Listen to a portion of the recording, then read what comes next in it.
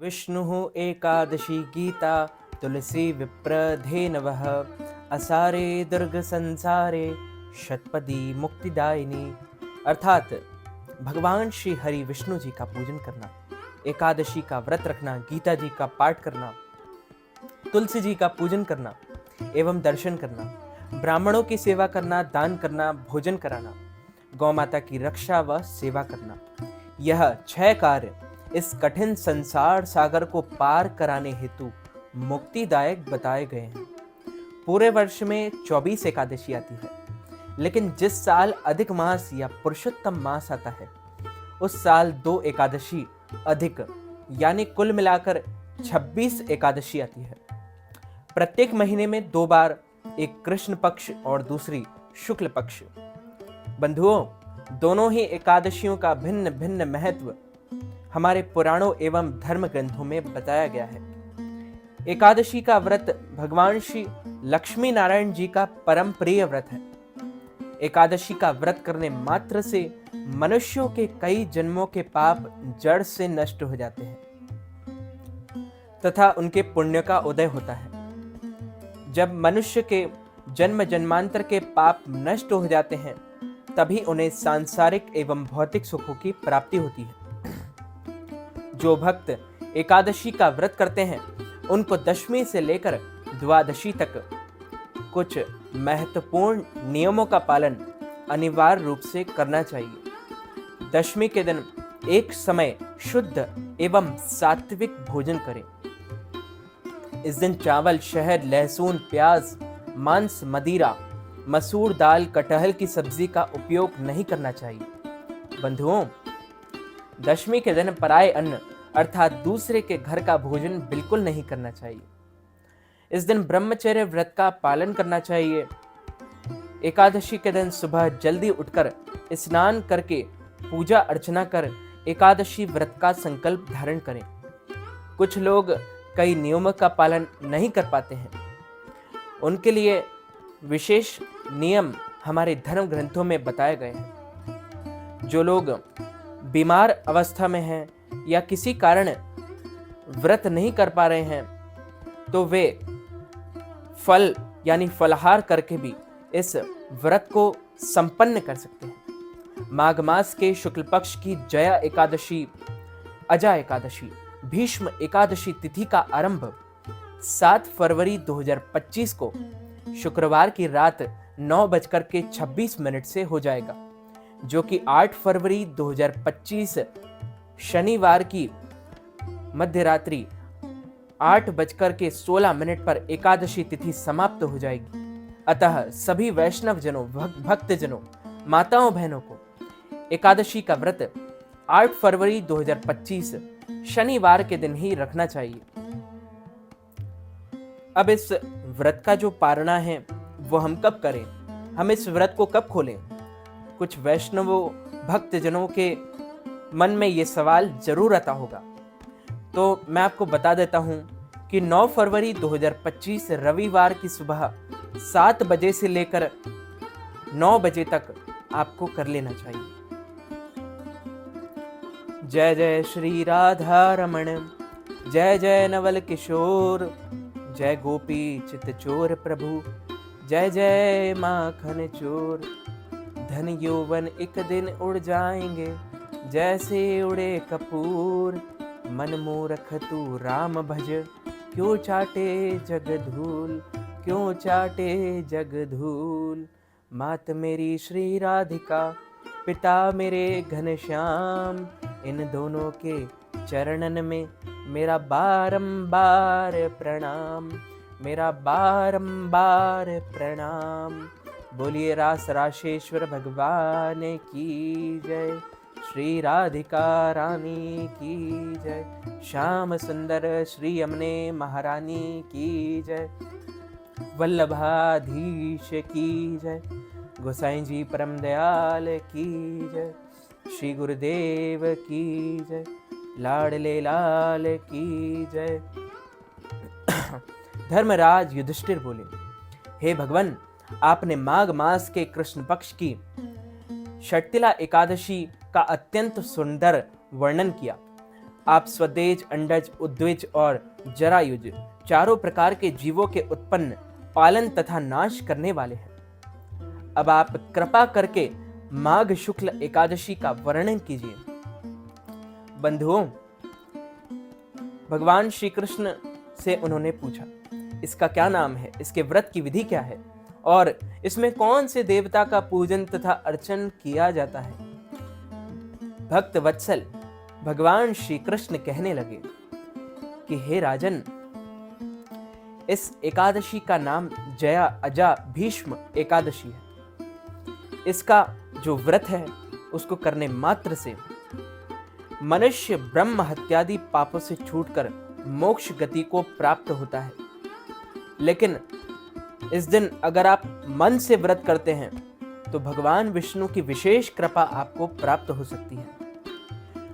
अब हम शरीर से व्रत तो कर ही लेते हैं, लेकिन अगर हम मन से व्रत करते हैं तो इसे सर्वोपरि व्रत कहा जाता है और इसके प्रभाव से भूत पिशाच आदि योनियों से मुक्त हो जाता है। इस व्रत को विधि विधान पूर्वक करना चाहिए। अब मैं तुमसे पद्म पुराण में वर्णित इसकी एक महिमा की कथा सुनाता हूं और कहता हूं, तुम ध्यान पूर्वक मन लगाकर एकाग्र चित्त होकर इसे सुनो।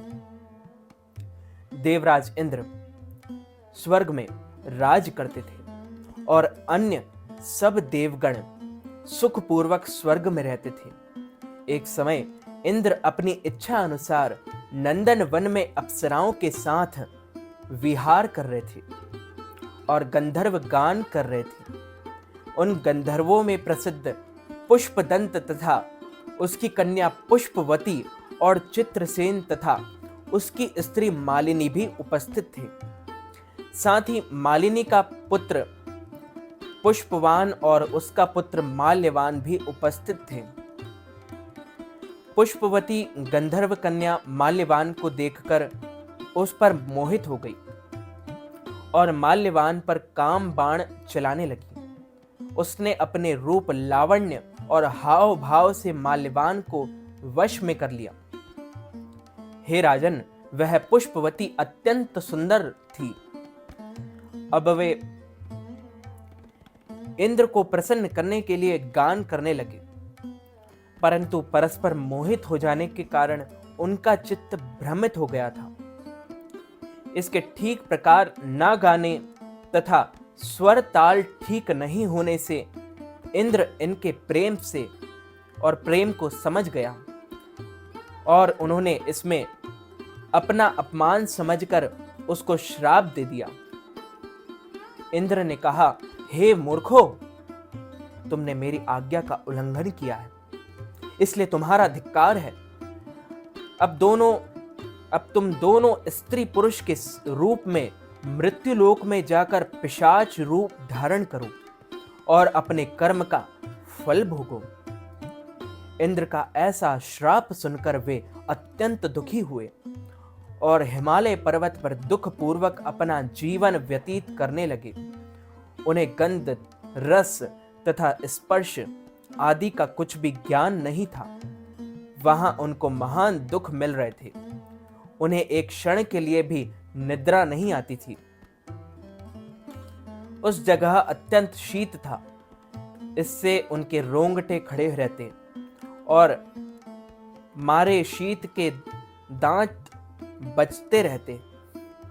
एक दिन पिशाच ने अपनी स्त्री से कहा कि पिछले जन्म में हमने ऐसे कौन से पाप कर्म किए थे जिससे हमको इस दुखदाई पिशाच योनि प्राप्त हुई। इस पिशाच योनि से तो नरक के दुख सहना ही उत्तम है। अतः हमें अब किसी प्रकार का पाप नहीं करना चाहिए। इस प्रकार विचार करते हुए वे अपने दिन व्यतीत कर रहे थे। दैव योग से तभी माघ मास में शुक्ल पक्ष की जया नामक एकादशी आई। उस दिन उन्होंने कुछ भी भोजन नहीं पाया और ना कोई पाप कर्म ही किया, केवल फल फूल खाकर ही दिन को व्यतीत किया और सायंकाल के समय महान दुख से पीपल के वृक्ष के नीचे बैठ गए। उस समय सूर्य भगवान अस्त हो रहे थे। उस रात को अत्यंत ठंड थी। इस कारण वे दोनों शीत के मारे अत्यंत दुखित होकर मृतक के समान आपस में चिपटे हुए पड़े रहे। उस रात्रि को उनको निद्रा भी नहीं आई। हे राजन, जया एकादशी के उपवास और रात्रि के जागरण से दूसरे दिन प्रभात होते ही उनकी पिशाच योनि छूट गई।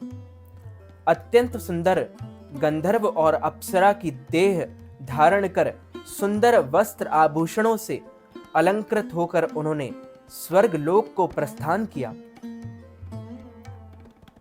उस समय आकाश में देवता उनकी स्तुति करने और करते हुए पुष्प वर्षा करने लगे। स्वर्ग लोक में जाकर इन दोनों ने देवराज इंद्र को प्रणाम किया। इंद्र इनको पहले रूप में देखकर अत्यंत आश्चर्यचकित हुआ और पूछने लगा कि तुमने अपनी पिशाच योनि से किस तरह छुटकारा पाया, सो सब बतलाओ। माल्यवान बोले कि हे देवेंद्र, भगवान विष्णु की कृपा और जया एकादशी के व्रत के प्रभाव से ही हमारी इस पिशाच देह छूटी है। तब इंद्र बोले कि हे माल्यवान, भगवान की अपार कृपा और एकादशी का व्रत करने से ना तुम्हारी पिशाच योनि छूट गई, वरन हम लोगों के भी वंदनीय हो गए, क्योंकि विष्णु जी और शिव जी के भक्त हम लोगों के वंदनीय हैं। अतः आप धन्य हैं। अब आप पुष्पवती के साथ जाकर विहार करो। भगवान श्री कृष्ण कहने लगे कि हे राजा युधिष्ठिर, इस जया एकादशी के व्रत से बुरी योनि छूट जाती है। जिस मनुष्य ने इस एकादशी का व्रत किया है उसने मानो सब यज्ञ, जप, दान आदि कर दिए। जो मनुष्य जया एकादशी का व्रत करते हैं वे अवश्य ही 1000 वर्ष तक स्वर्ग लोक में निवास करते हैं।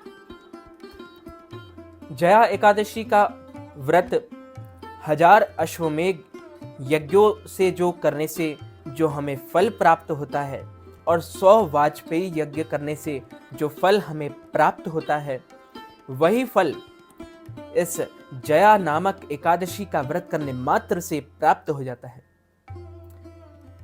बंधुओं, इस एकादशी का व्रत आपको 8 फरवरी 2025 को रखना है और ध्यान रहे कि आप मन से इस व्रत को अवश्य करें, खूब नाम जप करें, भगवान का भजन कीर्तन करें और इस दिन अच्छे कर्म, पुण्य कर्म ही आपको करना चाहिए, क्योंकि भगवान तो भोले हैं, भगवान दयालु है, भगवान भक्त वत्सल है, भगवान हमारे इष्ट हैं, भगवान हमारे देवता हैं, भगवान कृपा निधान है। हमें कोई भी ऐसे कर्म नहीं करना चाहिए जिसकी वजह से किसी को ठेस पहुंचे, किसी को पीड़ा हो, और हमें ऐसी कोई भी वाणी का उपयोग नहीं करना चाहिए जिससे किसी की मर्यादा को ठेस पहुंचे या किसी को बुरा लगे। तो मित्रों, भक्तजनों, माताओं, बहनों, इस एकादशी के निमित्त यदि आप ब्राह्मणों को फलाहार करवाना चाहते हैं, अन्नदान, वस्त्रदान, गौदान, तिलदान अथवा जया एकादशी के व्रत के पारणा के निमित्त हमें कोई भी दान दक्षिणा प्रदान करना चाहते हैं, तो आप हमारे गूगल पे, फोन पे, पेटीएम स्क्रीन पर दिख रहे कोई भी QR कोड कर स्कैन करके इस जया एकादशी का संपूर्ण पुण्य लाभ प्राप्त कर सकते हैं। बोलिए श्री लक्ष्मी नारायण भगवान की जय। और स्क्रीन पर दिख रहे आप इंस्टाग्राम ID पर भी हमें फॉलो कर सकते हैं और अधिक जानकारी के लिए आप हमारे चैनल को सब्सक्राइब करके बेल आइकन को भी ऑन कर लीजिए। मैं मिलता हूं आपको किसी और नई वीडियो के साथ। तब तक के लिए सादर जय श्री कृष्ण, सादर धन्यवाद।